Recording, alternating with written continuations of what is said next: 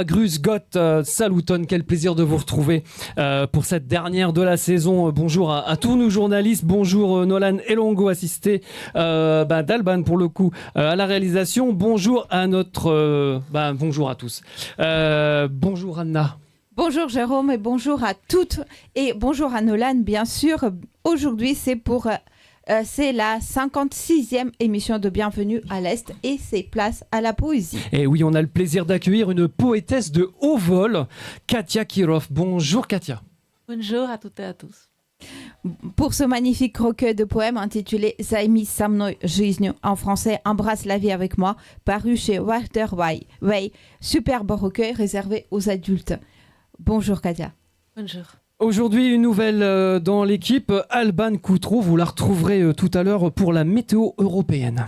En attendant, on parlera cinéma avec Marc Cassin, mais aussi musique et voyage avec Gabriel d'Antoine, météo avec Alban Coutreau, le lieu incontournable avec Oriane de Courcelles et fashion avec Fleur Marcassin et Margot Guillou, qu'on retrouvera dans les journaux aussi.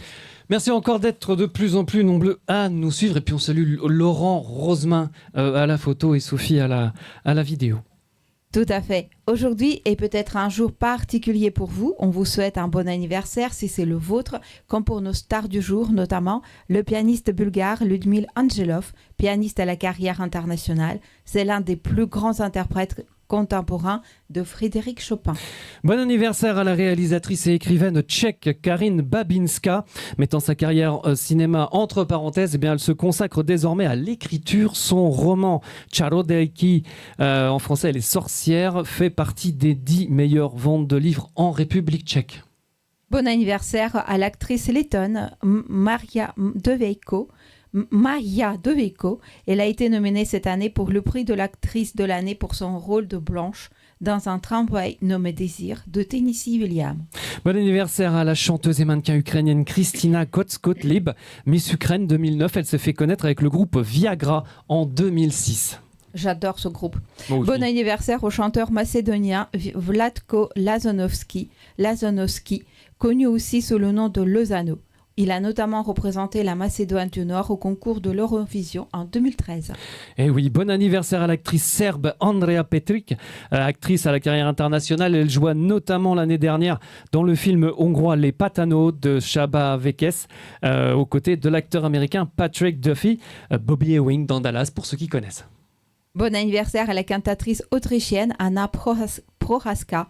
Elle vit et travaille aujourd'hui à Berlin. Bon anniversaire à la chanteuse et danseuse Aurélie Guérin, une artiste qu'on a eu le bonheur d'écouter sur la scène de Bienvenue à l'Est.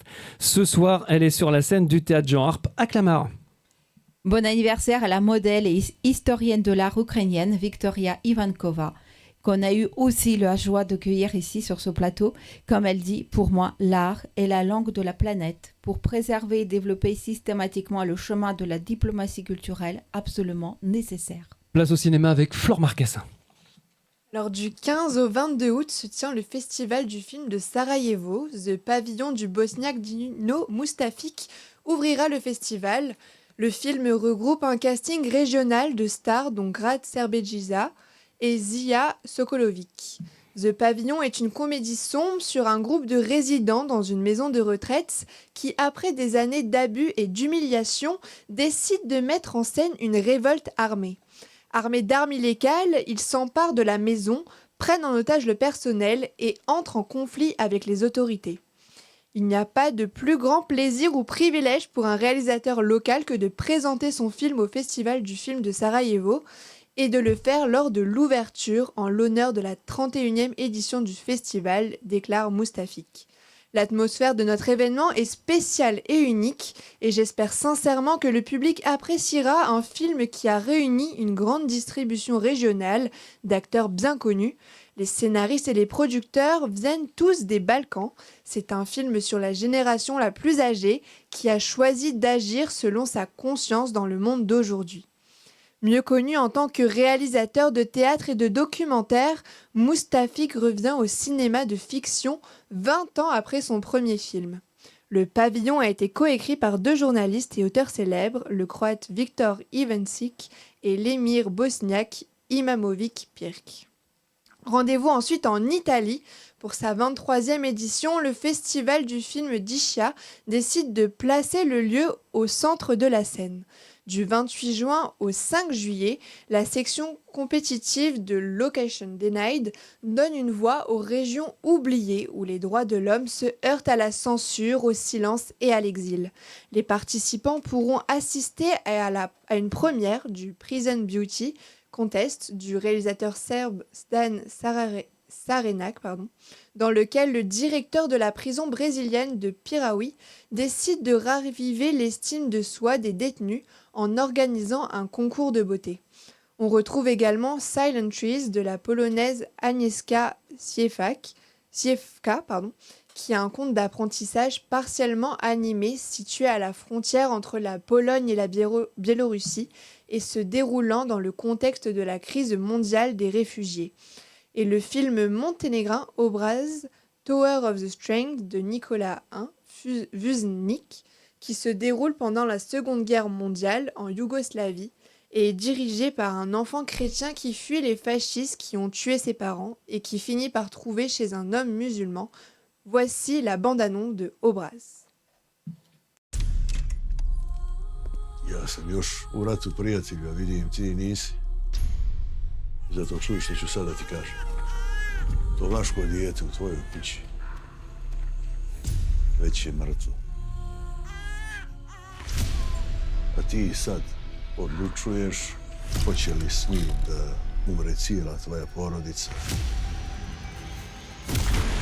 Žena ti 4 djece.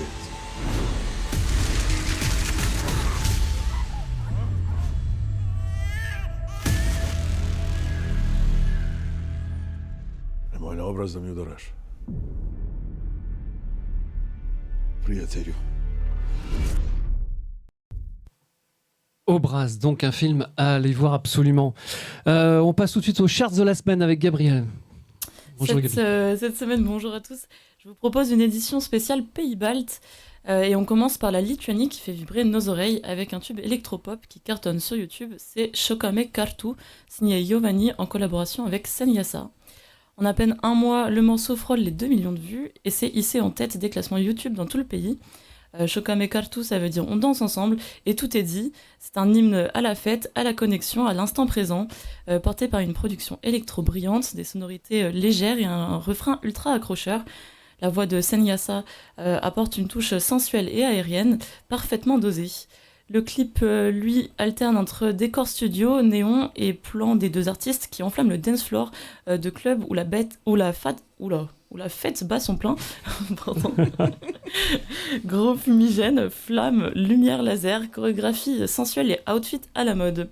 Donc si vous cherchez un hit estival venu du Nord, jetez un coup d'œil à Šokame kartu. En Estonie maintenant, on a Kermo Murel qui frappe fort avec Rarvalaul, un titre qui puise dans les racines folkloriques estoniennes tout en les réinventant au goût d'aujourd'hui. Ce morceau, qui signifie littéralement chanson populaire, cumule déjà 370 000 vues sur YouTube en un mois et s'impose en numéro 1 sur YouTube et iTunes et fait le buzz sur TikTok. Ce qui surprend dès les premières notes, c'est ce mélange insolite, un sample traditionnel estonien porté par la voix grave et dynamique de Murel, enveloppé d'une production électro super rythmée, parfaitement actuelle et entraînante. Le contraste est donc saisissant, le folklore rencontre le hip-hop dans un dialogue moderne et vibrant. Kermo balance des absurdités pleines d'humour qui ajoutent à ce joyeux mélange des genres, aussi présents dans le clip que dans la musique. On passe des danses et des costumes traditionnels à un Kermo version cow-boy de l'Est, lunettes fumées, Santiago et survêt, qui déambule au milieu de décors très urbains, bars d'immeubles, stade de foot, groupe de supporters, jusqu'à l'apothéose dans un club survolté. Un grand écart culturel assumé, décalé et surtout très festif. Donc Rarvalaul, c'est un pont entre passé et présent, et Kermo Murel signe un tube donc hors norme, où l'identité culturelle devient une force musicale à part entière. Et pour finir, cap sur la Lettonie, où je vous emmène également dans quelques minutes dans En route vers l'Est. Et cette chanson, c'est Ligo, et c'est le dernier single de The Ludwig. Il s'impose comme l'hymne parfait pour les festivités de la Saint-Jean, une des plus grandes célébrations de Lettonie, l'occasion de célébrer donc le solstice d'été et de se replonger dans les rites païens et les traditions folkloriques millénaires, qui attirent d'ailleurs de plus en plus de jeunes lettons. En seulement 9 jours, le titre a atteint la première place sur YouTube avec déjà plus de 100 000 vues. Ligo, c'est un mélange irrésistible de pop moderne et de tradition ancestrale. Sur une prod rythmée et lumineuse, The Ludwig revisite les sonorités folkloriques tout en injectant une bonne dose d'énergie et de fraîcheur. Le résultat, un morceau fédérateur, festif, qui donne envie de se lever, de lever son verre et de danser pieds nus autour du feu. Le clip tourné en pleine nature lettonne met à l'honneur les couronnes de fleurs, les danses collectives et cette ambiance unique des nuits blanches baltes, une vraie bouffée d'air et de joie entre tradition et modernité. Avec Ligo, The Ludwig signe une ode aux racines et à la fête, taillée sur mesure pour faire vibrer tout un pays. Je vais aller partir en vacances. Anna, on passe aux fêtes. Tout à fait. Et aujourd'hui, on file en Lettonie, en Bosnie-Herzégovine, en Pologne, en Serbie et en Ukraine. On commence justement avec la Lettonie où on fête aujourd'hui le 27 juin, le jour des 7 dormeurs. Ce jour où s'il pleut, il pleuvra encore 7 jours d'affilée. Et si 7 jours plus tard, il n'arrête pas de pleuvoir, eh bien la pluie continuera encore durant 7 semaines.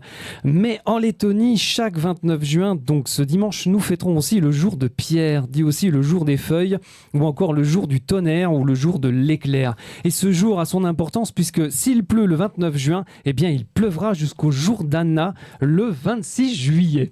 Et alors, il pleut là. C'est quoi la météo en Lettonie ? Attention.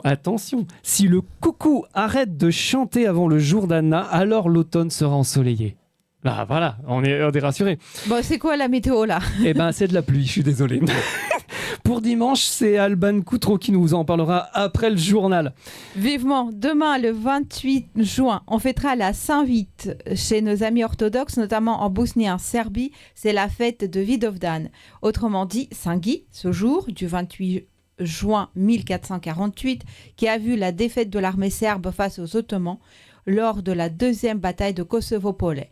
Mais surtout le plus important soulèvement serbe contre l'envahisseur et ce premier jour d'une résistance à la fois morale, linguistique et religieuse. Oui, toujours demain, le 28 juin, on fêtera en Pologne la journée du souvenir des manifestations de Poznań de juin 1956. Cette première révolte du peuple polonais contre le régime communiste de la République populaire de Pologne. À l'origine, c'est une grève des ouvriers des usines Cegliski, une première révolte qui s'est avancée vers le centre-ville où près de 100 000 personnes s'étaient rassemblées près de l'immeuble de la sécurité d'État. Les autorités ont alors demandé à l'armée et au corps de sécurité intérieure appuyé par 400 chars d'étouffer cette manifestation. Ce jour sanglant, ce jeudi noir comme on l'appelle, comptera jusqu'à 78 morts et près de 600 blessés. Le soulèvement de Poznań restera une étape décisive pour l'installation d'un régime moins inféodé à l'Union soviétique en Pologne. En Ukraine, on fêtera le jour de la Constitution ukrainienne de 28 juin 1996, jour férié en Ukraine qui commémore l'anniversaire de l'approbation de la Constitution par la Verkhovna Rada, le Parlement ukrainien. Une constitution plusieurs fois modifiée, notamment avec la loi du 8 décembre 2004 et la Révolution orange. Et puis pendant l'été, eh bien les fêtes continuent. Le 3 juillet, ce sera la fête nationale en Biélorussie. Côté célébration traditionnelle, les 6 et 7 juillet fêteront la nuit de Kupala, cette fête traditionnelle des peuples slaves aux environs du solstice d'été. Le 13 juillet, ce sera la fête nationale du Monténégro. Le 29 juillet, la Roumanie fêtera son hymne national. On passe au mois d'août avec le 2, la fête nationale de la Macédoine du Nord. Le 15 août, on fêtera l'Assomption, Maria Himmelfahrt en Allemagne, dans la Sarre en Allemagne, donc, mais aussi en Autriche. Le 20 août, la Hongrie fêtera la Saint-Étienne, fête de la fondation de l'État hongrois. Ou encore le 24 août en Ukraine avec la commémoration de la publication d'indépendance de l'Ukraine face à l'Union soviétique le 24 août 1991. Le 29 août, on fêtera le jour du soulèvement national slovaque. Allez faire la fête. Profitez de l'été pour faire la fête. Il y en a des centaines pendant ces 2 mois. Peu importe le temps, le plus important, c'est d'avoir du plaisir. Place à la visite d'Oriane. Bonjour. Aujourd'hui, je vous emmène en République tchèque. En Europe occidentale, on la connaît sous le nom de Moldao, mais en vrai, son nom tchèque, c'est la Vltava. D'où vient son nom, Vltava ? Selon Vladimir Schmilauer, de l'Institut de la langue tchèque, il viendrait de germanique ancien Vltava, au sauvage. La Vltava, c'est la plus longue rivière de la République tchèque, avec ses 430 km. Partons sur ses rives. La Vltava prend sa source au sud-ouest de la République tchèque, dans la forêt de Bohême. Comme le Nil, elle a au moins 2 sources. La Tepla Vltava, la Vltava chaude, considérée comme le cours principal, qui naît sur le versant oriental de la Tchelna Hora, la montagne noire. Et la Tsudena Vltava, la Vltava froide. La source symbolique de la Vltava se trouve à 1172 mètres, à environ 5,5 km au sud-sud-ouest du village de Gvilda, dans le parc de Šumava, à 600 mètres de la frontière sud avec l'Allemagne, un lieu qui a son importance dans l'histoire du pays. En effet, pendant la Seconde Guerre mondiale, une cabane construite 20 ans plus tôt par feu, le club de touristes tchécoslovaques, cabane transformée en camp de travail, enferma pour la plupart des officiers de l'armée rouge. En 1948, la Tchécoslovaquie, devenue un État socialiste, inaugura un obélisque de granit en souvenir des victimes soviétiques de ce camp. La construction du rideau de fer en 1953 provoqua la démolition de cette cabane. Après la chute du mur, à la fin des années 1990, l'obélisque fut retiré. A noter que depuis 2004 se dresse une statue de David Fiala représentant une femme aux longs cheveux. Sur la montagne noire, la Vltava ne s'appelle pas encore Vltava. Elle s'appelle Tcherny Potok, le ruisseau noir. C'est quand le ruisseau noir rejoint la Vltava froide à 731 mètres d'altitude qu'il prend le nom de Vltava. La méandre de Vltava traverse la campagne, les forêts, mais aussi l'histoire de la République tchèque au fur et à mesure des villes qu'elle croise sur son chemin, comme Rosenberg et son château du XIIIe siècle qui surplombe la ville. Puis, montant vers le nord, elle passe à Český Krumlov avec son château et son théâtre baroque du XVIIe siècle. Puis, on arrive à České Budějovice, ville célèbre pour son parc de sport en plein air, mais aussi sa bière, la Budweiser, à boire avec modération. La Vltava poursuit sa route jusqu'à la capitale, Prague, et ses 31 ponts, dont celui incontournable du pont Charles, avec le long de la rivière. Le musée Smetana. Bedřich Smetana, immense compositeur tchèque resté célèbre pour sa Moldao, le 2e poème symphonique de son cycle Malvlast, Ma patrie, œuvre que vous pouvez entendre en ce moment. La Vltava avance alors encore vers le nord pour se jeter à Melnik, dans l'Elbe, fleuve qui prend aussi sa source en République tchèque et qui rejoint la mer du Nord après avoir traversé l'Allemagne. A noter que, sur la rive gauche de la Vltava, se trouve un paradis pour les paléontologues. La réserve naturelle des rochers de Barrande avec son profil géologique remarquable au niveau mondial, celui de la Paléozoïque.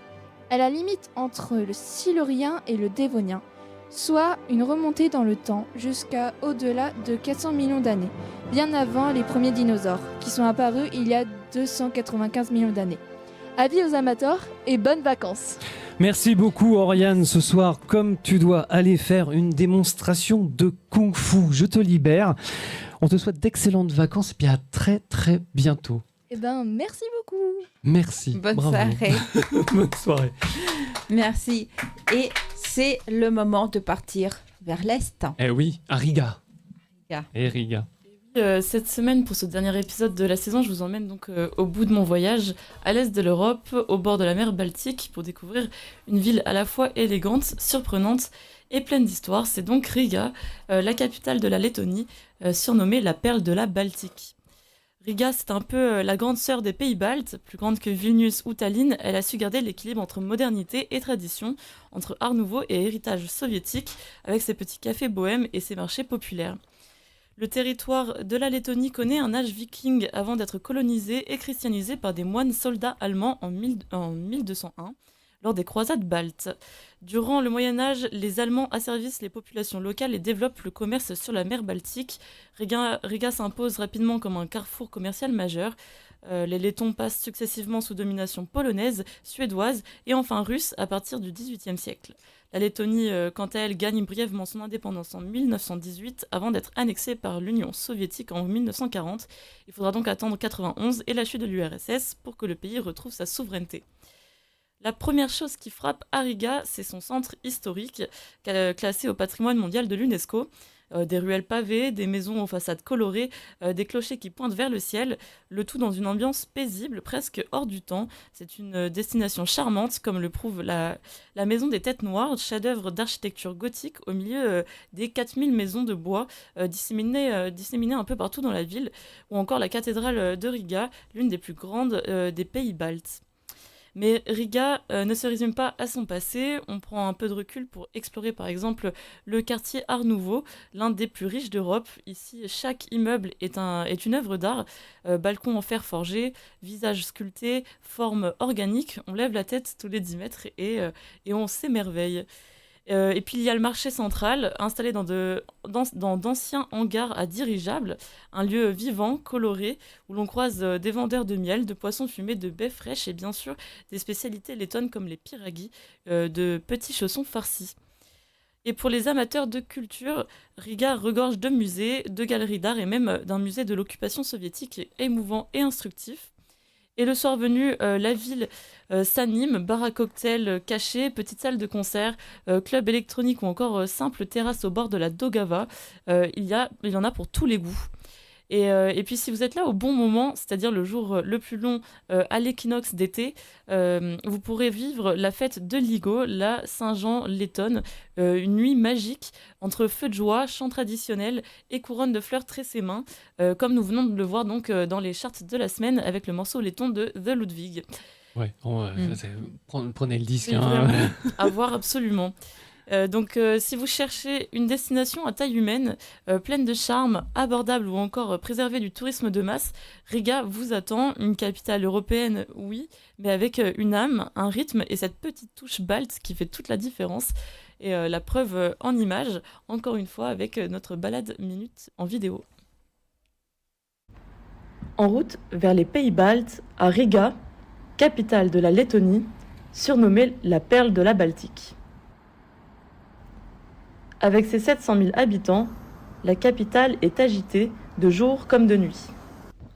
Son architecture en fait une ville pleine de charme, à taille humaine, entre petites ruelles pavées à l'influence germanique, jolies maisons de bois du XVIIe siècle, en passant par des quartiers plus soviétiques. Riga est une ville verte, traversée par le fleuve Daugava et ses nombreux canaux. Son histoire se lit dans ses murs.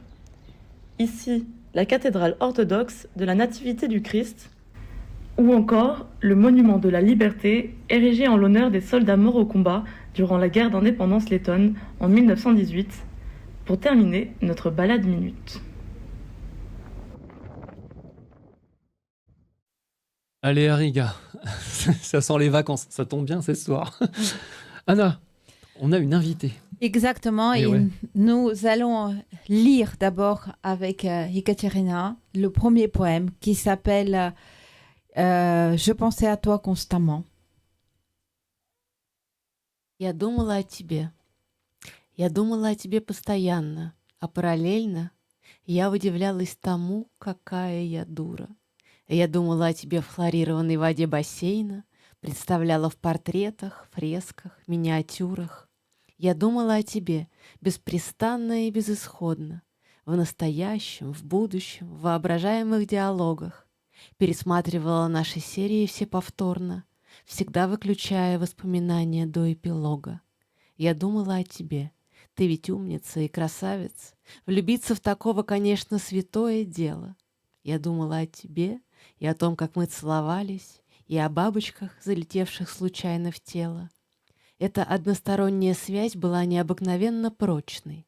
Мысли неслись с ускорением и только по восходящей.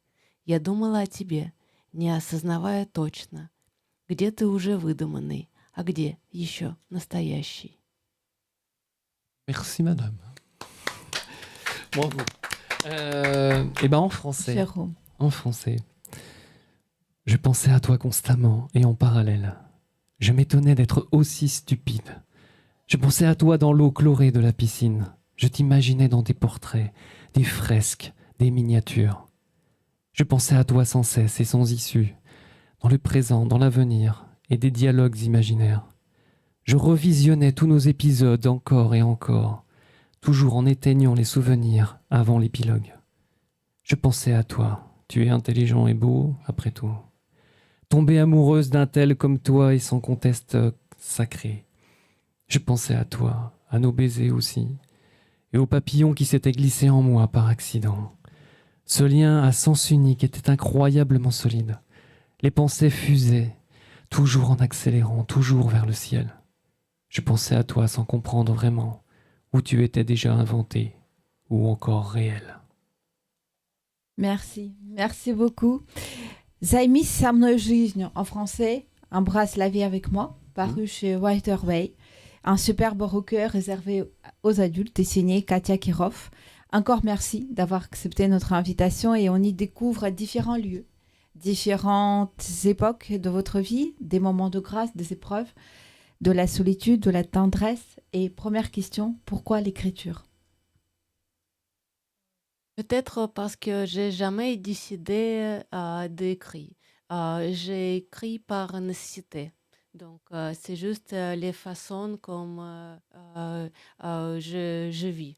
C'est vie, donc je ne peux imaginer ma vie sans poème. Mhm. Donc c'est vraiment une pulsion intérieure, ça vient comme on respire en fait. Absolument. Ouais. Eh ben, c'est alors pourquoi du coup l'écriture? Oui, alors pourquoi la poésie? Pourquoi est-ce que quelle est sa place aujourd'hui au niveau de la poésie? C'est une très bonne question. Je pense que la poésie maintenant est rare, mais précieuse. Et il ne crie pas, mais il touche.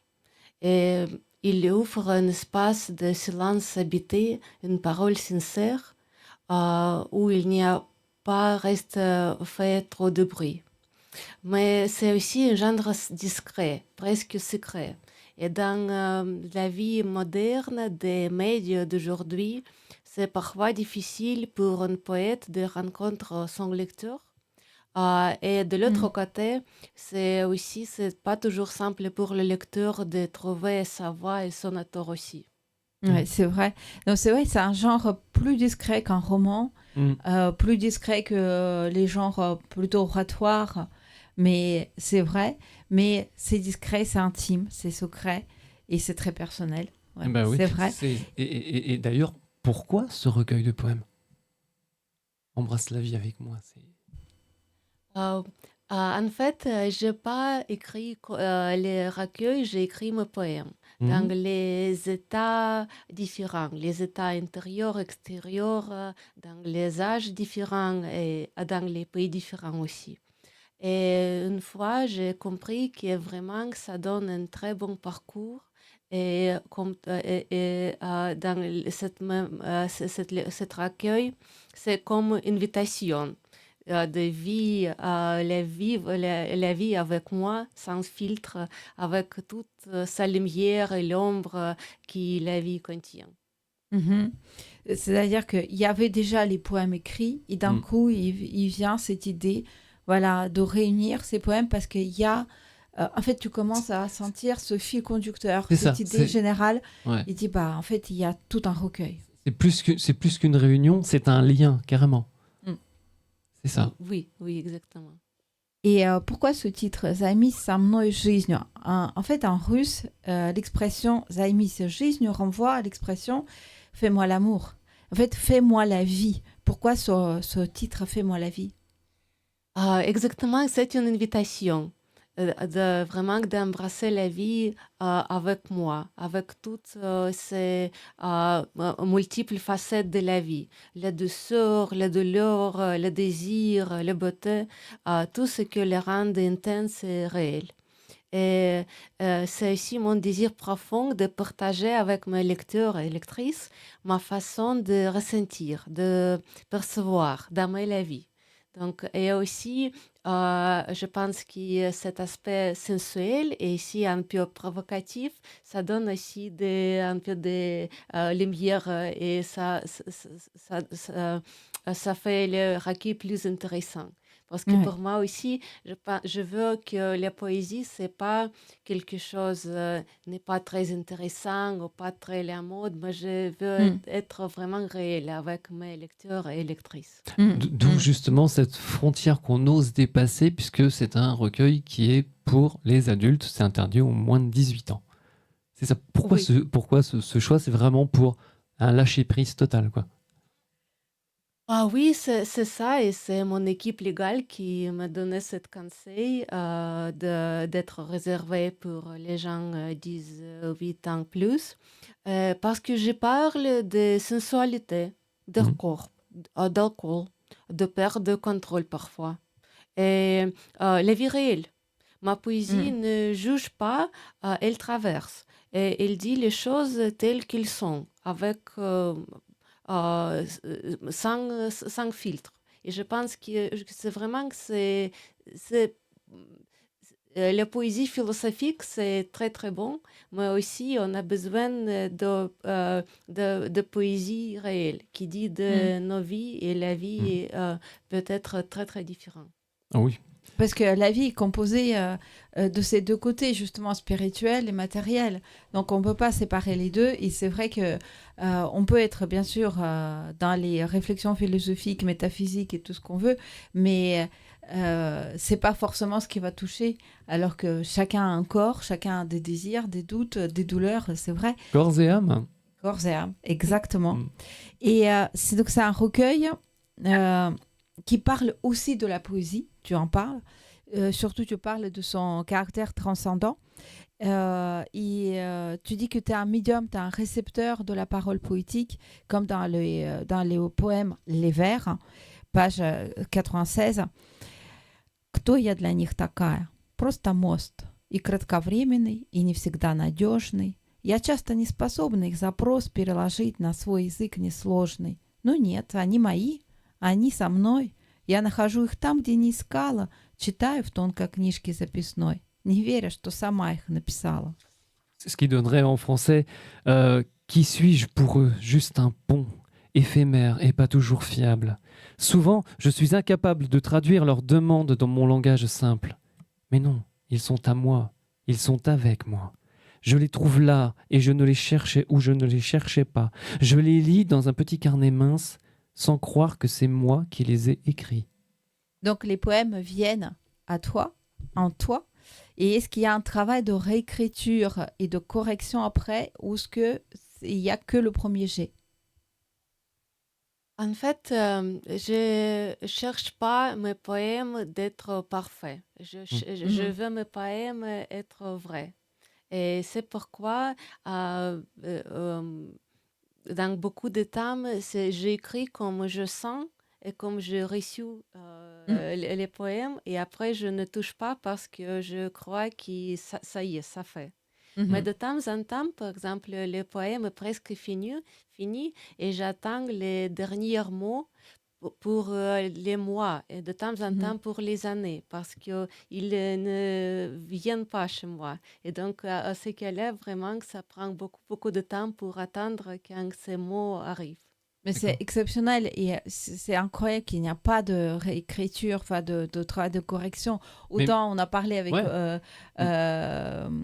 Gabriel Zimmerman et lui qui travaille, retravaille, que c'est laborieux. C'est complètement ciselé, oui, tout à fait. Et toi, ça vient, voilà, ça vient comme ça et il n'y a pas de recorrection après. Enfin, je trouve que c'est étonnant. Disons que voilà, c'est comme si c'était la respiration du moment. Et on ne revient pas sur une respiration qui a existé. Sinon, ça s'appelle, je sais pas, Retour vers le futur, mais c'est vraiment une respiration, c'est indirect. Enfin, c'est un plus loin direct. C'est ça, c'est la vie. C'est la vie. C'est ça. Oui. Exactement. J'ai écrit comme on respire. Et ce n'est pas une démarche intellectuelle. C'est, je peux dire, viscérale. Je ne cherche pas, encore une fois, je ne cherche pas le bateau parfait, je cherche à dire vrai. À dire vrai, ça j'adore ça, je cherche à dire vrai, c'est fou. Dans ce recueil, donc, il se structure en 3 chapitres, ils ont pour titre donc, Moscou, Tenerife et Paris, ils correspondent chacun à un lieu mais aussi à une période. C'est comme une autobiographie en fait. Oui, exactement, c'est ça. Par exemple, au Moscou, j'ai vécu et écrit entre mes 20 et 30 ans. Mhm. Donc, c'est ma jeunesse, ma naïveté, mes premières langues, mes premières blessures. Une grande ville pleine de contradictions, de solitude, d'exhalation, où j'ai connu mon premier amour et les choses comme ça. Donc, Tenerife, c'est un autre chapitre de ma vie. J'ai découvert cette île pendant les périodes de Covid. Et elle est vraiment devenue pour moi un refuge, un salut pendant l'isolement, qui était très difficile pour beaucoup de gens.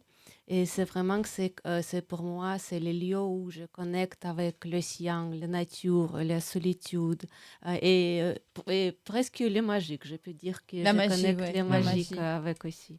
Et Paris, qu'est-ce que je peux dire? C'est ma vie actuelle. C'est la vie d'une femme adulte, libre, sensuelle. C'est une ville d'énorme charme, d'ambiguïté, de désir, de bateau, de Mm. beauté. Donc ici, c'est la place où je vis ma vie maintenant. Oui, tout à fait.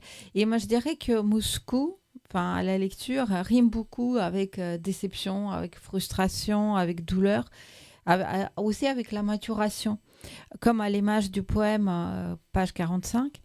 Повесть вряд ли когда-нибудь будет дописана. Я ее разлюбила, мою героиню. Она смотрит из зеркала, грустно и пристально, и не верит, что я ее скоро покину.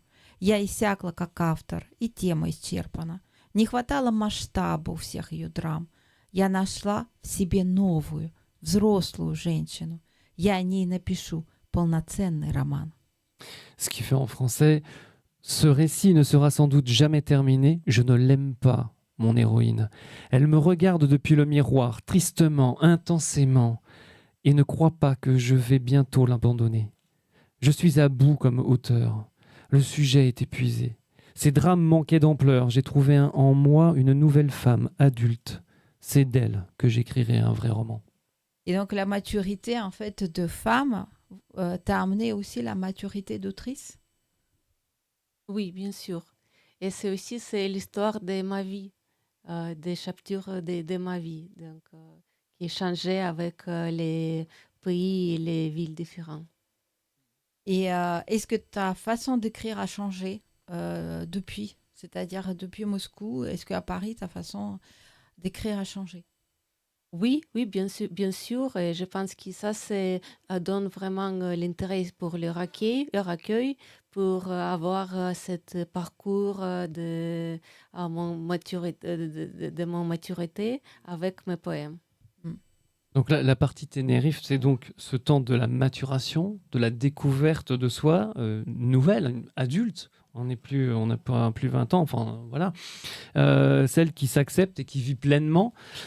Mais c'est aussi la prise de conscience de sa propre finitude.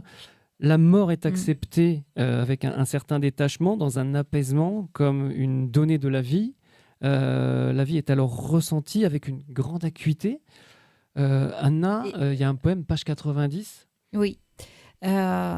Если сможешь, давай без этого. Любовница, жена, мать, непонятая душа, худышка, последственность, гений. Если уж нужно меня характеризовать, я бы сказала так. Я ловец мгновений. En français, donc, si possible, épargne-moi tout cela. Maîtresse, épouse, mère, âme incomprise, brindille, médiocre ou génie. S'il faut vraiment me définir, je dirais ceci. Je suis une chasseuse d'instants. Une chasseuse d'instants est toujours votre credo. Vous ne vous définissez pas par un rôle social, mais par votre acuité poétique, votre capacité de saisir l'instant à travers le langage poétique. Oui, bien sûr, bien sûr. Je suis poétesse, c'est mon première identité, ouais. c'est poétesse, oui, bien sûr. Et c'est vrai qu'il y a aussi un poème sur la famille et ça m'a beaucoup touchée, effectivement. Aujourd'hui, dans le monde actuel, disons, où l'économie prime, où le gain, etc., dire qu'on n'a pas un métier donc, apporte Normal. de l'argent, voilà, normal, et qu'on est juste poétesse, ça crée parfois des cassures avec la famille qui ne nous reconnaît pas un statut social, en Bah, fait. Il n'y en a pas. D'ailleurs, et ça existe partout, Bien il sûr, y a la partout, question bien sûr. qui arrive, c'est est-ce que tu arrives est-ce que tu arrives à vivre de ton écriture? Mm. Et ça, c'est une question que je ne poserai jamais parce que ça ne Non. nous regarde pas. Et si la personne est poète, eh ben, la personne est poète. C'est ça, et c'est avant tout, avant d'être fille, épouse, enfin maîtresse, n'importe, c'est vrai, sœur. Et ça, c'est quelque chose qui ressort très fort dans ton recueil. Et la dernière partie, donc effectivement sur Paris, tu parles beaucoup du monde sensible, palpable dans toutes les dimensions, nourriture, voyage, sexe. Dans cette poésie, le spirituel et le matériel sont inextricablement liés. Comme dans le poème Embrasse la vie avec moi, qu'on lira un peu plus tard, et peut-on parler de l'évolution du regard sur la vie et sur ta création poétique entre le début et la fin du recueil. Donc, est-ce que la vie, tu la vois maintenant différemment? Je pense qu'ici à Paris, j'ai appris l'art de vivre. Et vraiment, c'est avec mes poèmes aussi. Et donc, quand au début, c'est juste le début de ce parcours. Après, c'est l'histoire de la femme qui connaît l'art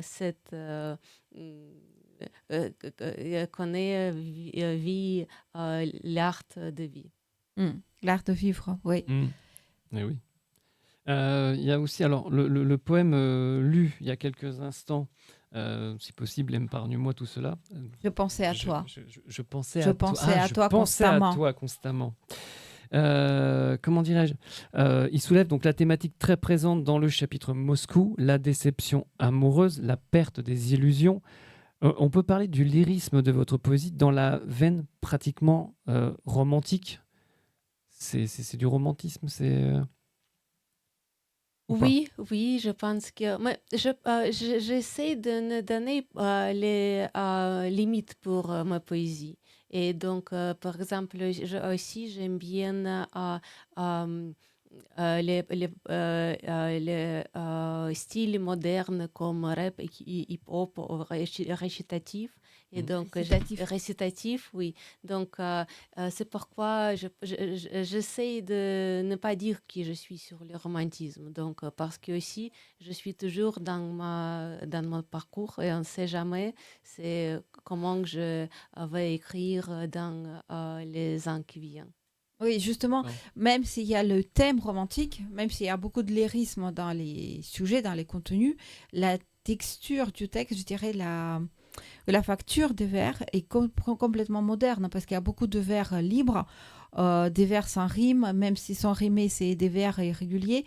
Et donc, ces formes poétiques, est-ce qu'elles viennent aussi telles quelles ou ce sont des choix constants ou est-ce que c'est des inspirations? Est-ce que tu décides, tu dis, bah, tiens, là, je vais écrire en forme de vers libre ou je vais rimer?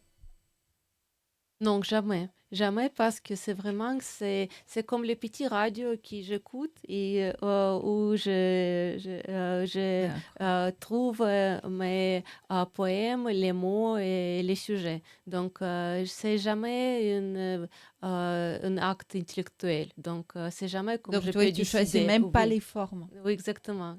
C'est Et, vraiment- et en plus, la vision de l'amour évolue entre le début et la fin, entre Moscou et Paris, bien sûr, et de la souffrance, de l'amour un peu justement romantique. Tu passes quand même au don, enfin, à l'amour plutôt comme don mutuel de soi, mais sans engagement ou illusion, comme dans le poème que j'adore, qui s'appelle Le plus haut degré de l'amour, Высшая степень любви. Никаких обид, никаких обязанностей. Лишь бы только светились глаза твои. Я постигла тебя как любовь без привязанности. Это самая высшая степень любви. Ce qui veut dire donc le plus haut degré de l'amour, aucun reproche, aucune obligation. Pourvu que tes yeux rayonnent, je t'ai Rayonnent. connu comme rayonne. Ouais. Pourvu que tes yeux rayonnent, je t'ai connu comme un amour sans attache. c'est la forme la plus élevée de l'amour. Cette vision détachée de l'amour, est-ce qu'elle permet de le vivre plus pleinement au jeu poétique? Oui, bien sûr, et aussi c'est un sujet très philosophique qui vient aussi du bouddhisme, par exemple, quand en disant que c'est vrai, l'amour, c'est vraiment que c'est sans attachement. Parce que quand tu as l'attachement pour les gens, ça veut dire que tu attends quelque chose. C'est pas clair, cette feeling. Et sans engagement, ça, c'est vraiment le plus haut degré de l'amour. Et moi, je te dirais même, la question, c'est pourquoi tu aimes cette personne? En général, quand c'est du vrai amour, on est incapable de répondre à la question. C'est tout. Il n'y a pas un truc, j'aime... Non, il n'y a pas de question. Oui, et en même temps, si tu attends rien, c'est C'est ça ça. qui, C'est c'est ça ça. qui est exceptionnel. Eh oui. Et c'est vrai qu'il y a aussi de la réflexion philosophique dans le recueil sur l'essence humaine, sur la famille, surtout sur l'altérité.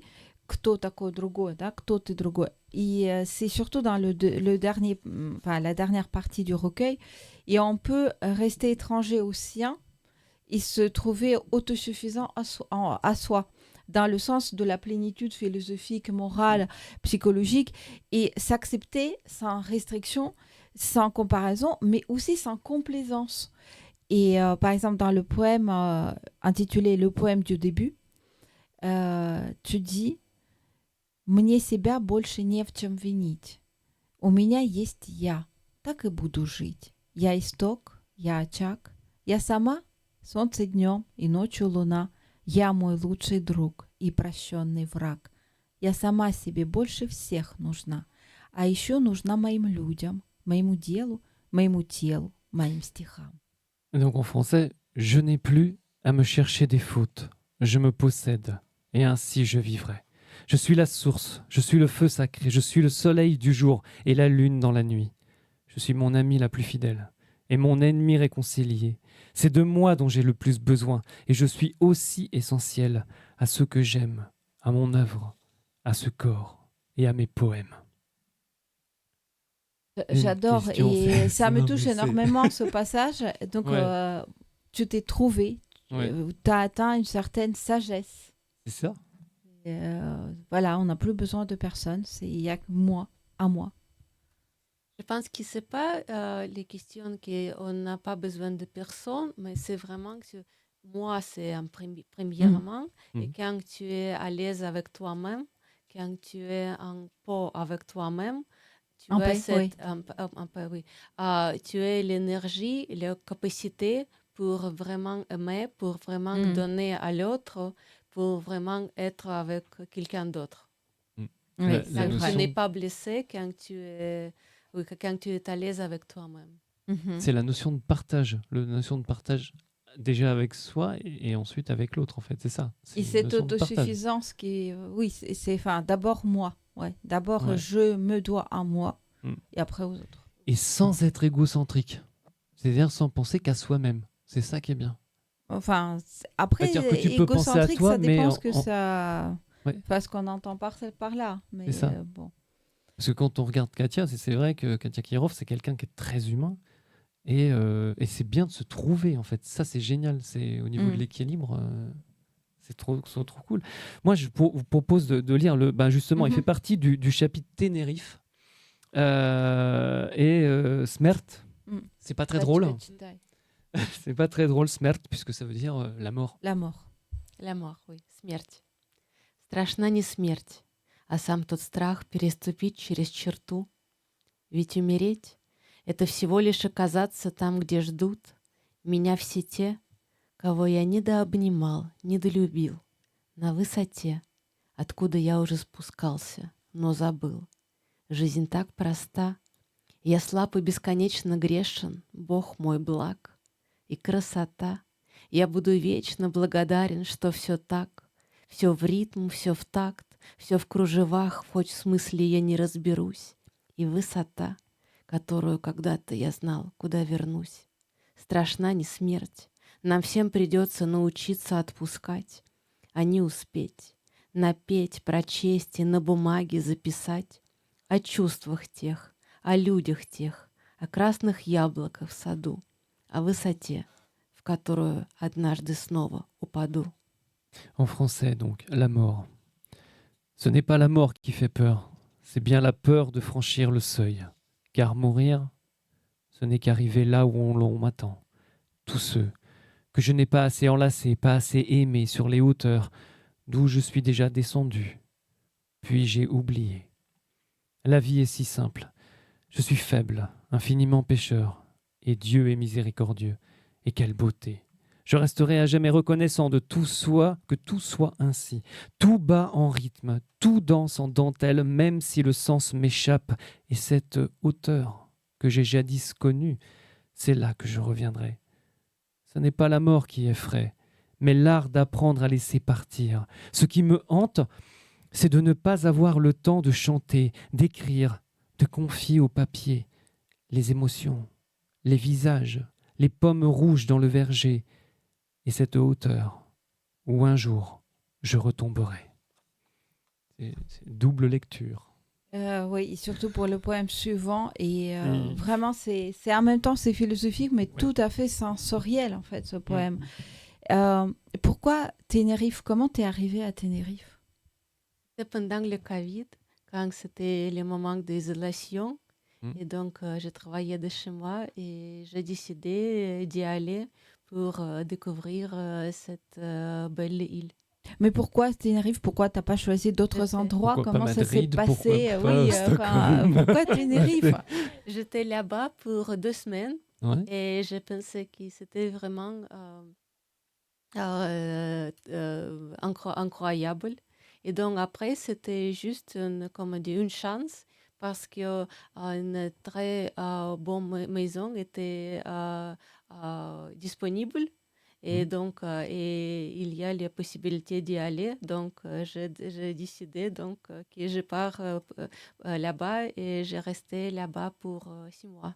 6 mois, de 15 jours, c'est passé à 6 mois. Ah, dis donc. Et c'était pendant l'hiver, pendant l'été? C'était pendant le printemps et l'été. Covid. Oui, c'est printemps et on été. était Non, parce que ça a confinés duré dès pas mal de mars, temps. donc du coup, Ouais. printemps-été. Printemps-été. Ça, c'est beau. Et qu'est-ce que... Et donc, justement, Tenerife, dans les poèmes, ça se ressent. Mais au-delà de ça, c'est comment dirais-je, ce lieu, cette ville, en fait, t'as envie d'y retourner là-bas ou pas? Je sais pas. Est-ce que t'as fait le tour là-bas? Je retourne, oui. Je retourne et j'essaye chaque année pour aller là-bas pour 1 semaine, 2 semaines, parce que je trouve énormément d'inspiration là-bas. C'est ce que j'allais dire. C'est ça. le lieu de ta force. Oui, Bah, c'est exactement. ça. C'est ça. C'est ça. C'est pour se ressourcer. Oui. Et on va lire le poème justement qui a donné le titre du recueil, Zajmij sa mną жизнью. Fais-moi la vie. Займись со мной жизнью. Обезоружь меня скромностью, многогранностью, робостью. Не спеши. Я хочу, чтобы ты раздел меня полностью, сразу до самой моей души. Дотронься до маленькой точки внутри меня. Она вся горит огнем. Мягко займись со мной жизнью. Да-да, жизнью именно. Соблазни меня завтрашним днем. Я хочу, чтобы все у нас было по-взрослому. Нам пора на иную ступень. Обнажи свое сердце, оно по размеру и росту мне. Я готова впустить твою тень. Alors, ça fait donc Fais-moi la vie ou Fais-moi l'amour, c'est ça? Enfin, c'est l'un des deux. Non, c'est un jeu de mots. Fais-moi la vie, Fais-moi la mais vie. c'est plaqué sur l'expression fais-moi l'amour. D'accord. Fais-moi la vie. Désarme-moi par ta pudeur, tes 1000 facettes, ta douce maladresse. Ne te presse pas. Je veux que tu me dévoiles entièrement, jusqu'à l'âme. Effleure ce point minuscule en moi, celui qui brûle. Fais-moi la vie tendrement. Oui, la vie, exactement. Séduis-moi avec l'éclat du lendemain. Je veux que tout soit adulte entre nous. Il est temps de franchir un nouveau palier. Mets ton cœur à nu. Il est taillé pour moi, dans sa forme et dans sa hauteur. Je suis prête à accueillir ton ombre. Et justement, ce qui est génial avec ce poème, il est à double sens, à double ouais. lecture. D'un côté, bien sûr, romantique, très spirituel, d'autre côté, tout à fait charnel. Ah, complètement. Et j'adore. Ça, quand tu prends le champ lexical, c'est c'est ça. Hein. Oui, Non, et puis même ce fais-moi la vie tendrement. Ah, C'est alors ça. là, c'est. oui, justement, Oui, la c'est vie. Exactement, c'est magnifique. c'est ça. Et pourquoi Paris? Oui, tiens, Mm. pourquoi Paris? Alors de Tenerife, ensuite Paris. Mm. Pourquoi? Paris, Oui. parce que bien sûr, c'est maintenant que c'est la ville où j'habite. Mhm. Et aussi, bien sûr, c'est aussi l'endroit de la force, mais de la force différente. Spirituel peut-être. Paris, Mhm. Non. Paris moins spirituel. C'est plutôt Tenerife, la force spirituelle. Paris, c'est Ok. sensuel. Ah voilà, Paris c'est l'amour, c'est ça? Exactement, exactement. C'est la vie de désir, de beauté, de possibilités, d'énergie, une place pour rencontrer les gens, pour rencontrer soi-même avec les gens différents. Mm. Donc, avec ce charme éternel. Et bon, non mais ça donne envie de lire. Il y aura une présentation du livre au public parisien le samedi 27 septembre prochain à la librairie du Globe au 67 boulevard Beaumarchais à Paris, dans le 3e. Comment ça va se passer? Le raquet sera disponible à la vente. Mhm. Et aussi, ça sera la première présentation officielle de mon livre là-bas. Donc, je vous invite pour me joindre. Et là-bas, je vais parler plus de mon livre, de mon parcours et aussi, bien sûr, lire. Mhm. Lire. Donc, Oui, ça, c'est découvrir les textes, ça c'est bien ça. exactement. Et on va découvrir peut-être le dernier. Ouais, on va découvrir Le dernier texte, vas-y. «Цветок Парижа». Цветок Парижа. Стандартных поз, избитых слов мы не любили. И если не богемой, то кем же мы были? Искушены, обнажены, слегка небрежны. Чего ты хочешь? Кокаин, розе, черешня? Мы в сладкой дымке темноты моей квартиры свои запретные мечты являли миру. Вы упивались красотой моей бесстыжи, а я была самой собой, цветком Парижа. Вы слушали мои стихи, и постепенно вы множили мои грехи самозабвенно. Мне на лицо ложилась тень безумной страсти, затягивали вы ремень вокруг запястий, и ваши пальцы не спеша меня ласкали, и в эту ночь мы были теми, кем мечтали. Из пили редкого порочного настоя нас было трое в эту ночь, нас было трое. Et une fois n'est pas coutume, tiens, Anna, eh ben, c'est la fleur de Paris. Nous n'aimions ni les poses convenues, ni les mots rebattus. Et si nous n'étions pas la bohème, alors qui étions-nous? Raffinés, à nu, un brin négligé. Que veux-tu? Cocaïne, rosée, cerise? Dans la brume sucrée des crépuscules de mon appartement, nous révélions au monde nos rêves interdits. Vous vous enivriez de ma beauté éhontée, et moi, j'étais simplement moi-même, une fleur de Paris. Vous écoutiez mes poèmes et sans hâte, vous multipliez mes péchés, corps et âme. L'ombre d'une passion débridée couvrait mon visage. Vous resserriez la ceinture autour de mes poignets, et vos doigts, avec langueur, glissaient sur ma peau. Cette nuit-là, nous étions ce que nous rêvions d'être. Nous avons bu l'infusion rare d'un vice précieux. Cette nuit-là, nous étions trois. Nous étions trois. Bravo, madame. Merci. Merci beaucoup, Merci. merci beaucoup. Spasiba bolchoï, comme on dit, je crois que c'est comme ça qu'on dit. Katia Kirov, il est à 4 secondes près, il est 20h, place au journal européen présenté par Margot Guillou et Flore Marcassin, générique.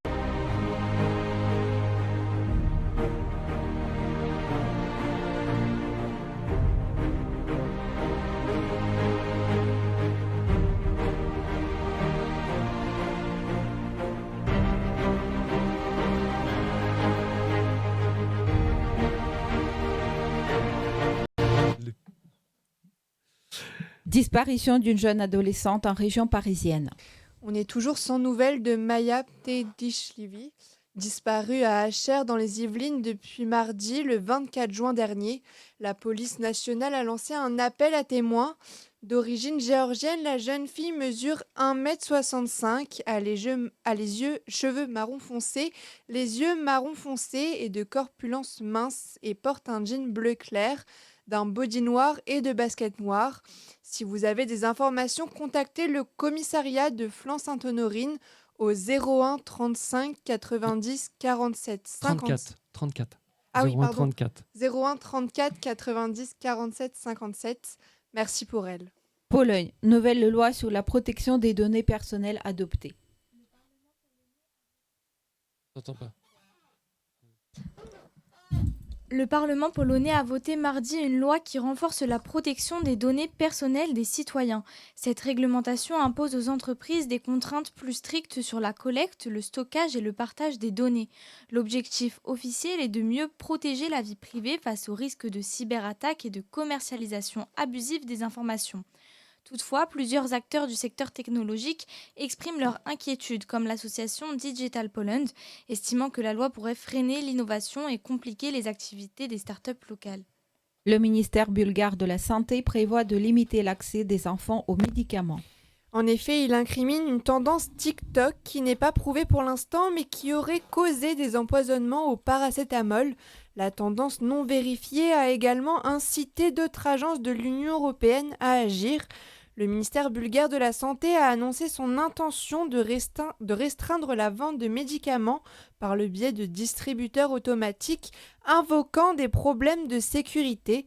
Il fait suite à des rapports présumés d'étudiants influencés par le défi du paracétamol, une tendance virale de TikTok, mais il n'y a aucune preuve d'une tendance pour l'instant. Les autorités bulgares ont déclaré la principale raison des changements réglementaires dans la vente de produits pharmaceutiques et la récente mauvaise utilisation de médicaments en vente libre par les mineurs. Bien que ces médicaments ne nécessitent pas d'ordonnance, une consommation excessive constitue une menace directe pour la vie et la santé. La tendance TikTok a conduit des jeunes à se disputer pour savoir qui peut prendre le plus de paracétamol, provoquant des intoxications dangereuses, ont-ils déclaré.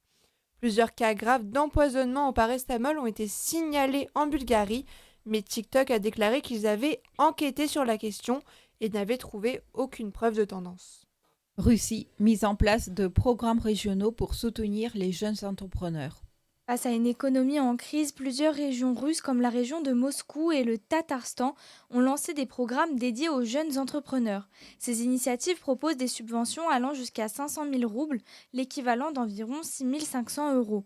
Des formations gratuites en gestion et marketing, ainsi qu'un accompagnement personnalisé pour faciliter la création et le développement d'entreprises. L'objectif est de lutter contre le chômage croissant chez les moins de 30 ans et de stimuler l'innovation locale. L'Union européenne a officiellement prolongé de 6 mois les sanctions contre la Russie lors d'un sommet des 27 États membres à Bruxelles dans le contexte de la guerre en Ukraine. Cette prolongation s'inscrit dans la continuité des 17 paquets de sanctions déjà adoptés depuis l'invasion russe du 24 février 2022 et doit être renouvelée à l'unanimité tous les 6 mois. Les discussions sur un 18e paquet de sanctions visant notamment à réduire les revenus pétroliers de Moscou n'ont pas abouti en raison d'un veto de la Slovaquie qui cherche à garantir son approvisionnement en gaz. Union européenne toujours, mardi prochain, le 1er juillet, la présidence tournante du Conseil de l'Union européenne verra le Danemark succéder à la Pologne. Alors qu'il s'apprête à prendre la présidence tournante du Conseil de l'Union européenne, le 1er juillet, le Danemark souhaite éviter les sujets qui divisent. Le ministre danois de l'Agriculture, Jacob Jensen, a déclaré que son pays ne comptait pas s'engager dans les controverses autour de la viande artificielle ou les débats budgétaires houleux concernant la politique agricole commune post-2027. Place au journal des sports. Générique.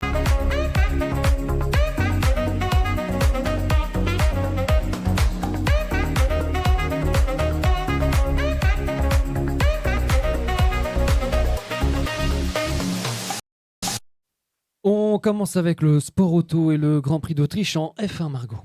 Effectivement, Jérôme, mais tout d'abord, on va souhaiter un joyeux anniversaire au champion du monde 2016, Nico Rosberg.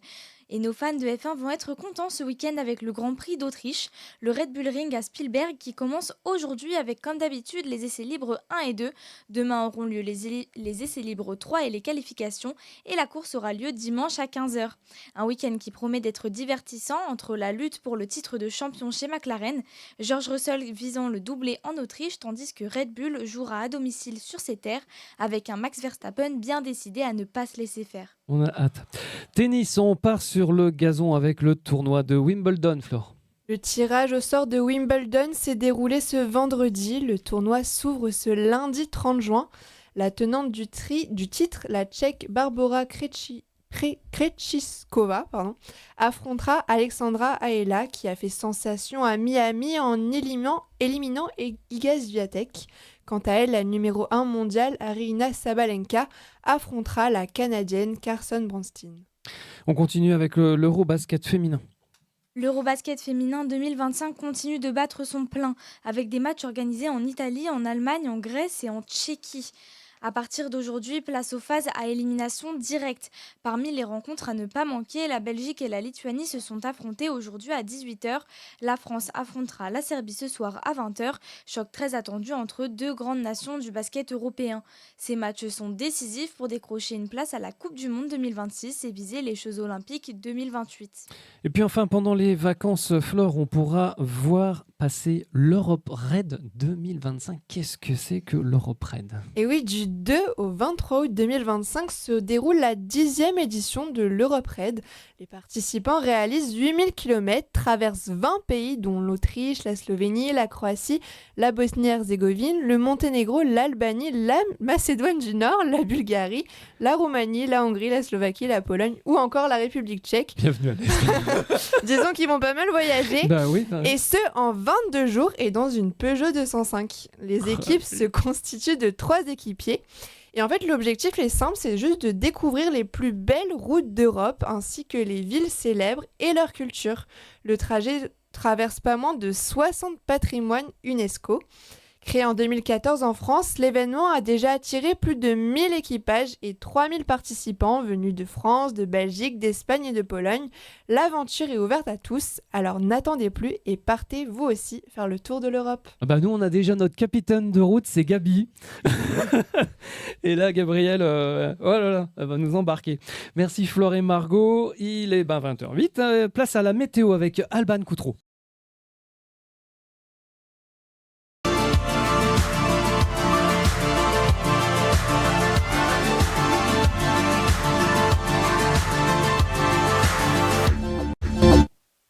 Si vous partez ce week-end en Europe centrale et orientale, sachez qu'il fera relativement beau sur le continent, malgré quelques orages à Bucarest et un peu de pluie dans le front est.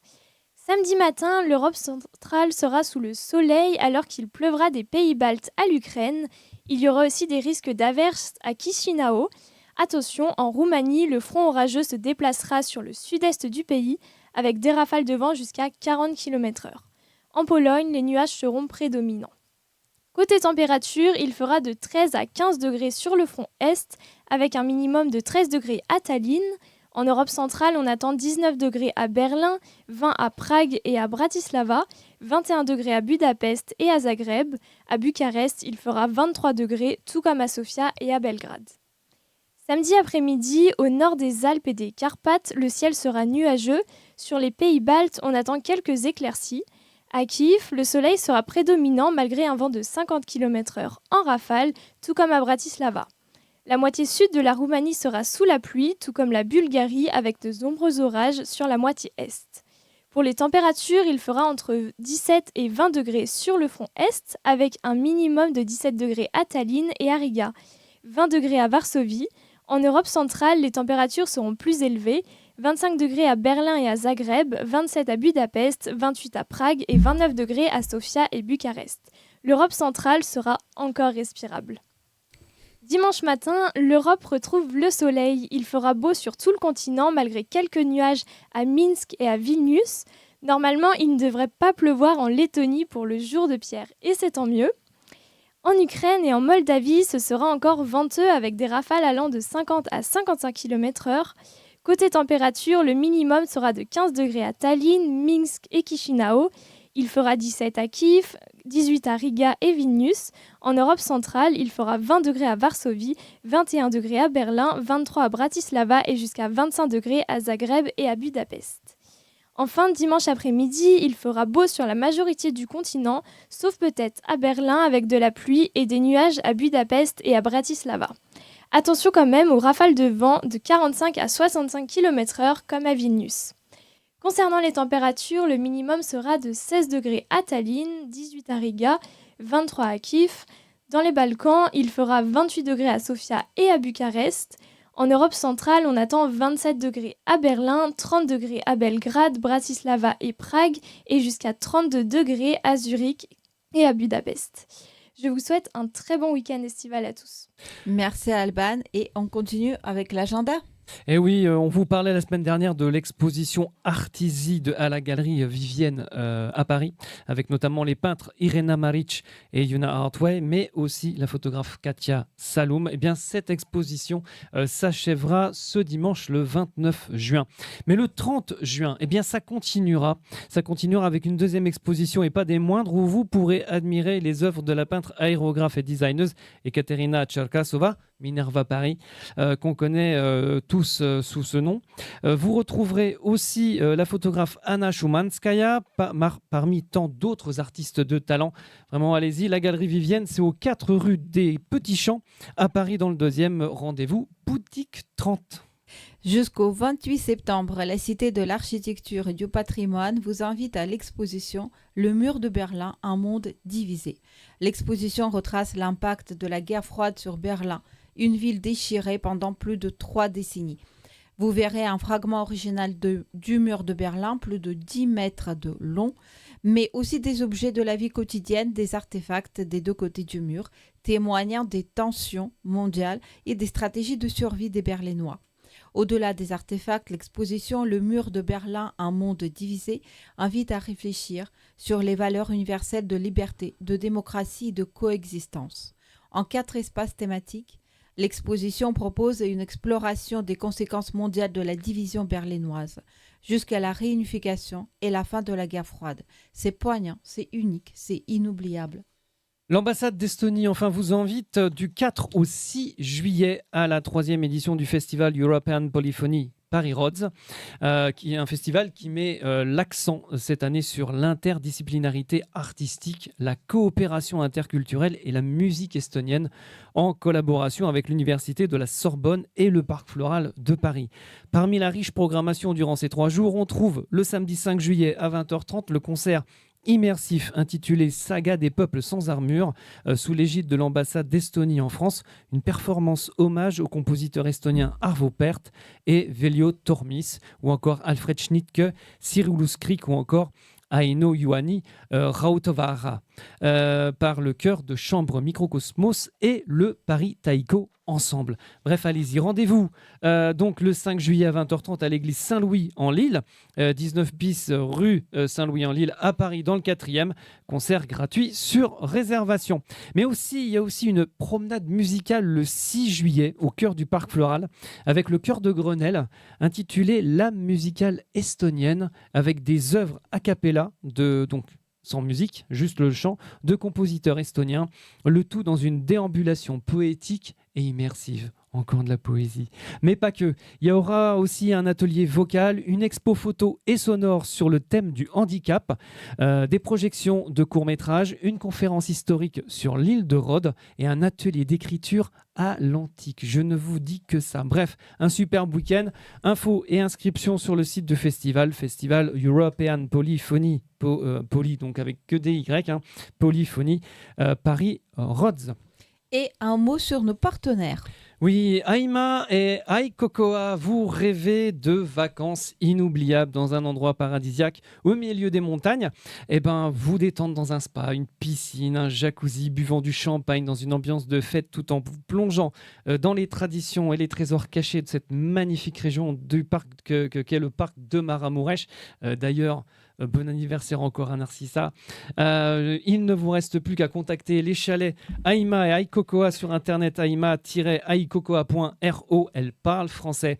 Elles sont venues sur le plateau et elles vous attendent à bras ouverts. Place aux images, place aux vacances.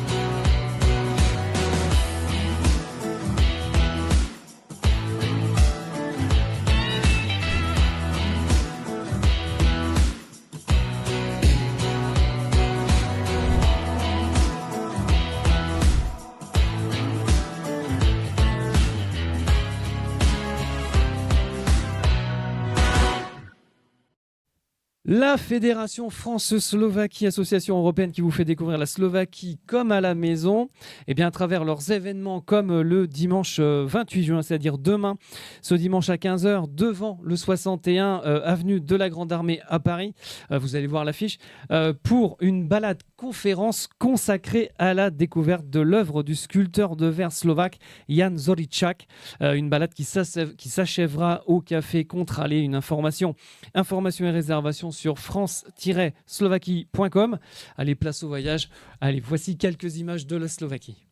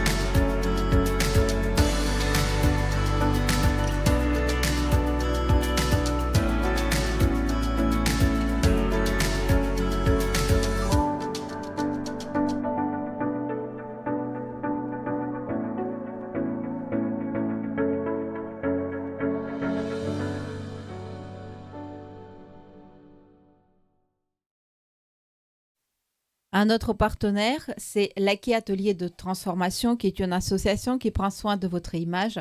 Les formations pour les étudiants des établissements supérieurs les forment à maîtriser leur image dans le cadre professionnel. Et les formations pour les dirigeants et les cadres des entreprises permettent de fluidifier leur communication non verbale. Et enfin, l'Aki organise des événements autour de la mode, du style et des arts à région parisienne. Et puis on passe, alors il y a cette semaine beaucoup de fashion. C'est la Fashion Week. Margot, t'es allée voir la Fashion Week. Margot Oui. et Flore. Margot et Flore. Oui, alors cette semaine se tient la fameuse Fashion Week de Paris. Et en cette occasion, nous nous sommes rendus au Salon des Miroirs pour assister au défilé de Trailblazer Queen Productions. Voici quelques images. Eh ben merci beaucoup. Et puis bonnes vacances. Ciao. À l'occasion de la Fashion Week de Paris, Trailblazer Queen Productions organise son tout nouveau défilé au Salon des Miroirs. Je me sens responsabilisée, je me sens reconnaissante, je me sens bénie. J'ai marché en tant que mannequin en mars dernier, j'ai ouvert toute la Fashion Week. Je n'aurais jamais pensé que cette fois-là, j'animerais mon propre défilé en juin. J'aimerais juste en profiter pour moi-même et en faire un souvenir pour moi, ainsi que tous ceux qui ont participé en coulisses. J'accueille des petites entreprises aussi. C'est ce dont il s'agit dans cette production Trailblazer Queen. Il ne s'agit pas toujours d'amener les marques. Je m'assure dans toutes les émissions où je peux élever les entreprises locales et je continuerai à le faire et à les encourager. Je vais m'assurer qu'ils sont capables de fournir une plateforme également avec les marques, car tout le monde a commencé avec un point d'égratignure à un moment donné, et personne ne s'est transformé en une grande branche dès le premier jour. Tout le monde doit faire ses preuves, et justement Trailblazer donnera cette opportunité pour la première fois. C'est pourquoi si vous voyez des mannequins matures, et j'en suis tellement fière de le dire, nous ne faisons pas de casting, nous encourageons toutes sortes de modèles, parce que c'est là que nous nous démarquons, parce que tout le monde mérite une opportunité. J'ai la chair de poule quand je parle de la technologie. Je viens de la technologie, donc je suis gestionnaire de programmes dans les technologies cloud. Nous migrons les applications, comme lorsqu'il a été introduit pour la première fois, tout le monde parle de cloud. Qu'est-ce que le cloud? Maintenant, tout le monde est passé à la plateforme cloud. Il n'y a plus d'applications sur site, tout le monde est dans le cloud. Payez pour ce que vous utilisez. C'est incroyable, non? Vous n'avez pas besoin d'investir dans l'infrastructure et de tout construire. Quelqu'un le fait pour vous. C'est comme payer votre loyer, n'est-ce pas? Utilisez-le pour le service que vous voulez exactement. Vous définissez vos besoins, c'est à peu près tout. C'est incroyable. C'est vraiment incroyable la façon dont la technologie évolue. J'ai ouvert mon entreprise Trailblazer et croyez-moi, même si j'ai ouvert mon entreprise en janvier, à l'avenir, tout sera de l'IA. Et ça va être même les modèles. À un moment donné, ce sera comme des spectacles traditionnels qui se dérouleront à un moment donné, où les gens veulent venir de manière classique et voir le spectacle, mais tout le reste va être digitalisé, vous voyez. Si vous pouvez, vous allez voir, vous l'aimez, vous l'achetez et en un clic, vous l'avez. Aujourd'hui, je lance mon application mobile Trailblazer Queen, une application mobile alimentée par l'IA. Donc, l'application a la capacité de scanner dès aujourd'hui les vêtements. Je suis censée l'obtenir dans le Google Store et l'Apple Store. Il a juste été retardé, mais la semaine prochaine, bien sûr, il devrait être sur l'Apple Store. Mais pour aujourd'hui, si vous scannez le code barre, si vous téléchargez l'application, si vous ouvrez la fonction balayage, maintenant, pour le moment, il est disponible pour un couple de designers comme Marina Designer et Kava Designer. Donc si vous scannez les modèles, il va vous dire de quel concept il s'agit car tous leurs sites sont intégrés à mon application mobile. Il vous amènera automatiquement à la page de la transaction et vous pourrez simplement l'acheter au moment où le spectacle se produit. Oh my god. Dans un très court temps, mon entreprise Intercycle et son entreprise Trailblazer Queen Production, on a déjà fait Milan, Zurich, Paris, New York, Houston et LA en 6 mois. Et je vais ajouter quelque chose, Paris c'est grâce à lui. Ce n'était pas mon idée. Bien sûr c'est une ville iconique, mais pourquoi Paris en juin? C'est grâce à Chase. C'est lui qui a initié ce projet. Tout le monde le sait, si on veut être dans l'industrie de la mode, il faut être à Paris. You're in Paris, baby! Je suis un chanteur, je m'appelle Chase Belge et la première fois que je fais un événement à Paris, j'ai les bonnes émotions dans mon corps de faire ce soir avec vous. J'ai fait des concerts en Afrique et j'ai fait des concerts en Europe et j'ai fait des concerts bien sûr dans mon pays, les États-Unis. Avec ma musique, ça sera inspirationnel pour tous les gens, tout le monde. Voilà la Fashion Week. Et puis Margot, on est allé voir aussi un autre défilé, celui de Larissa Nouri. Effectivement, ce mardi 24 juin, le centre spirituel et culturel orthodoxe russe s'est transformé en un véritable écrin artistique, accueillant le défilé des tableaux vivants, la présentation du livre Le Monde des couleurs et le spectacle musical de Larissa Nouri. On vous laisse découvrir quelques images.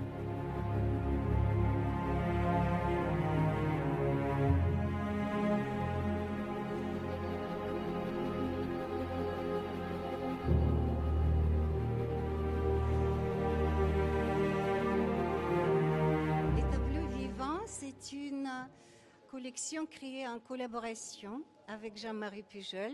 Jean-Marie Pujol était un grand couturier qui a travaillé chez Dior, Yves Saint Laurent. Je suis Larissa Nouri, coloriste en art, design, architecture. Et je suis professeure à l'école ITECOM, Paris, Art et Design. C'est moi qui ai exécuté à peu près toutes les robes de Larissa. C'est au centre spirituel et culturel orthodoxe russe, ce mardi 24 juin, que se sont tenus le défilé des tableaux vivants, la présentation du livre Le Monde des couleurs et le spectacle musical de Larissa Nouri. On s'est rencontrés et je lui ai demandé si elle avait la possibilité de les peindre. Elle a hésité et la première robe a très bien fonctionné. Et de là, on a fait comme une union, on a fait des défilés, on s'est inspirés l'un et l'autre. Nous nous sommes rencontrés à Montmartre où j'habite et je travaille depuis 1999. Lors d'un vernissage, on collabore et à chaque événement, j'essaie de créer une robe originale sur thème de cet événement. Et ainsi, c'est créer une collection. En fait, des fois, mes robes, je les redécouvre parce que quelquefois, c'est pas les mêmes mannequins et chacune a la façon de présenter personnellement le modèle. Ça, je trouve ça formidable.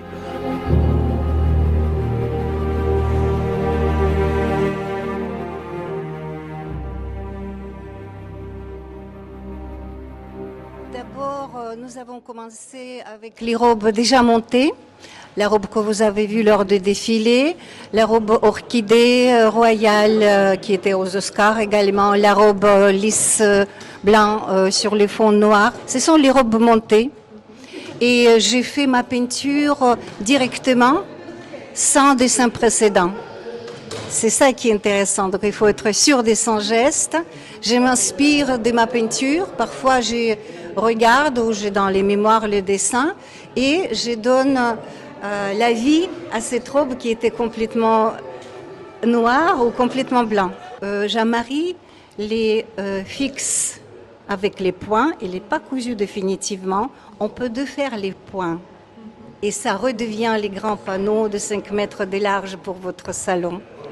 C'est exactement le même principe pour les Moonlight, pour les jardins des iris, mais chaque robe a son propre histoire. C'est pour ça que c'est intéressant de raconter chaque histoire des robes, ce que j'ai essayé de faire aujourd'hui.